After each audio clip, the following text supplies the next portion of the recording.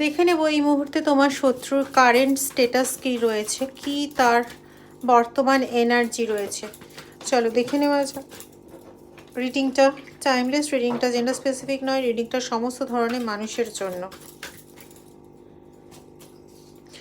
এই মুহূর্তে না সে বিভিন্ন রকম এক্সকিউজ তৈরি করছে নিজেকে বাঁচানোর জন্য, নিজেকে ভালো রাখার জন্য তোমার সামনে এবং বাকি সবার সামনে, কারণ এখন তার ভালো থাকাটা না একটা বড় সমস্যার মুখে।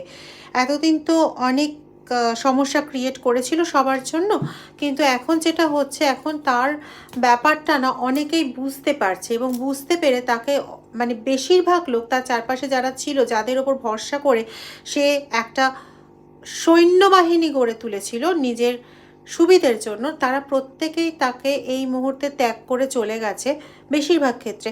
তো এখন তাদের ফিরিয়ে আনার জন্য সে আপ্রাণ চেষ্টা করে চলেছে এবং সেখানে তার একমাত্র সহায়ক হচ্ছে বিভিন্ন রকম এক্সকিউজ।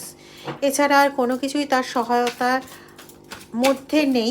আমি এইটা পাচ্ছি যে সে কিন্তু বিভিন্নভাবে এটা চেষ্টা করছে যদি তোমাকে কোনোভাবে তার জীবনে ফিরিয়ে আনা যায়, কারণ সে এটাতে প্রচণ্ড কষ্ট পাচ্ছে যে কেন তোমাকে দূর করার জন্য এত চেষ্টা করলো, এখন তার জীবন থেকে সমস্ত কিছু হারিয়ে যাচ্ছে। তো সে কিন্তু এখন তোমাকে ফিরিয়ে আনার জন্য অনেক রকম ছল চাতুরির আশ্রয় নিচ্ছে। বি কেয়ারফুল অ্যাবাউট দিস, ঠিক আছে? এটা কিন্তু ও তোমাকে ফেরাতে চাইছে না, ও নিজের স্বার্থর জন্য ব্যবহার করতে চাইছে। Be careful.